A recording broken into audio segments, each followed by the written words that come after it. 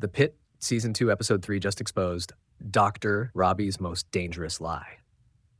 There's something quietly unsettling about the Pitt Season 2, Episode 3, and it has nothing to do with a medical emergency, a screaming patient, or a chaotic ER hallway. Instead, it comes down to a single lie. Not a big one, not a dramatic one, just a small, effortless lie that slips out of Dr. Michael Robby Robinavitch's mouth without a second thought. And that's exactly why it matters. From the very beginning of Season 2, the Pitt is already telling us that Robby isn't as okay as he wants everyone to believe. The opening image is striking. Robby riding his motorcycle through Pittsburgh, sunglasses on, looking calm, confident, almost free. It's a powerful visual and a dangerous one because Robby isn't wearing a helmet. For most TV characters, that would just be a stylistic choice. But for a doctor, especially this doctor, it becomes a statement. Robby knows exactly what happens to people who ride without helmets. He sees it every shift. He treats the consequences. He delivers the bad news.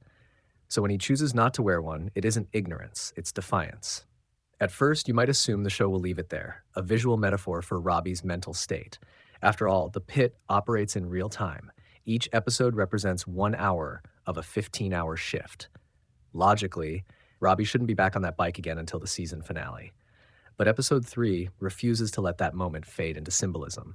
Instead, it brings the consequences directly into the ER.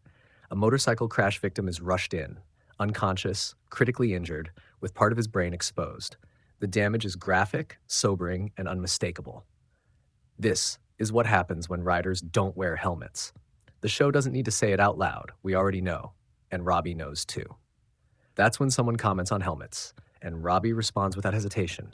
He says he always wears his. It's a lie, a clean one, a casual one, delivered with the same calm authority he uses for diagnoses and instructions. And in that moment, something about Robby shifts, because this isn't a lie told under pressure. It isn't a lie told to avoid punishment. It's a lie told to preserve an image. Robby doesn't want the people around him, the people who respect him, to see that he's playing fast and loose with his own life. He wants to remain the responsible one, the grounded one, the doctor who has it together. That's what makes the lie heartbreaking.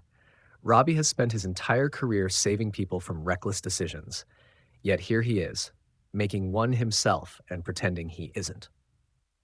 Later in the episode, the motorcycle thread comes back in a completely different emotional context, and this is where the Pitt really shows its depth. Robby is treating Yana Kovalenko, an older Jewish woman who quickly forms a bond with him over their shared faith. Their conversations are warm, familiar, and grounded in mutual understanding. Then we learn Yana is a survivor of the Tree of Life synagogue mass shooting. Suddenly, the room carries a weight far heavier than physical illness. This is trauma. This is survival. This is a woman who knows exactly how fragile life is.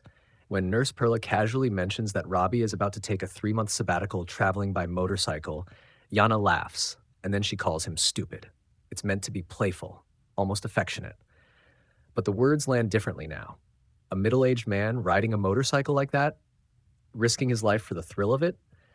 Yana's reaction isn't judgment, it's disbelief. She has survived unimaginable violence. She understands how quickly everything can be taken away. And Robby just takes it, because on some level he knows she's right. What's brilliant about Episode 3 is that it doesn't accuse Robby outright. It lets other people reflect his choices back at him and lets the audience connect the dots. And that's exactly what Noah Wyle wanted. In a January appearance on Jimmy Kimmel Live, Wyle revealed that the helmet detail wasn't originally in the script. It came out of a conversation with executive producer John Wells. And then Wyle said something that reframes the entire episode. I don't know that Robby wears the helmet. I think he tells people he wears the helmet. That line is the key to understanding Robby this season. Robby isn't reckless in obvious ways anymore.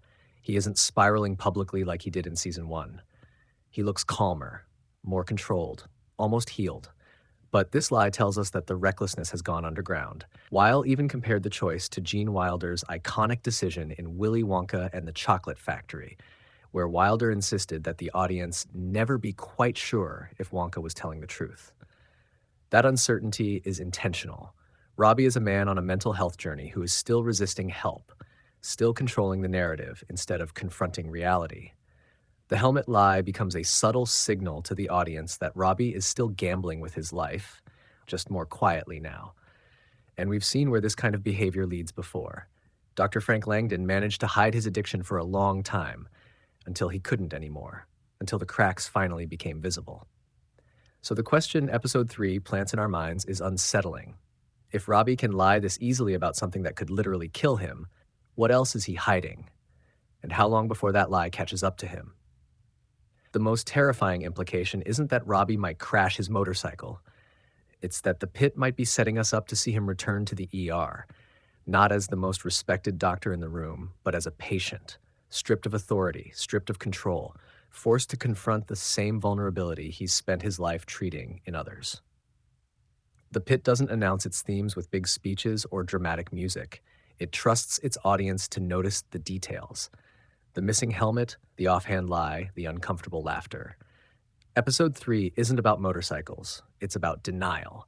And Dr. Robby's most dangerous lie isn't the one he tells his coworkers. It's the one he tells himself.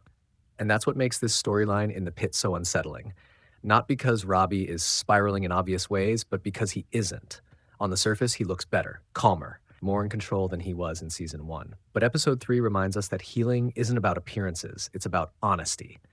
And right now, Robby isn't being honest with anyone, including himself. The helmet lie isn't just about safety, it's about denial. It's about a man who spends his life confronting mortality in others, while quietly gambling with his own. And the scariest part is how easy it is for him. No guilt, no hesitation. Just a smooth lie that keeps the image intact. The Pitt has always been at its best when it asks uncomfortable questions rather than giving easy answers. If Robby can lie this effortlessly about something that could end his life in an instant, what happens when the pressure really builds again? What happens when the sabbatical ends, or worse, when he never gets to take it? So now I'm curious what you think. Do you see this as a warning sign for what's coming? Or just a character flaw that won't fully explode until later? Let me know your thoughts in the comments, and if you enjoyed this breakdown, make sure to like, subscribe, and I'll see you in the next one.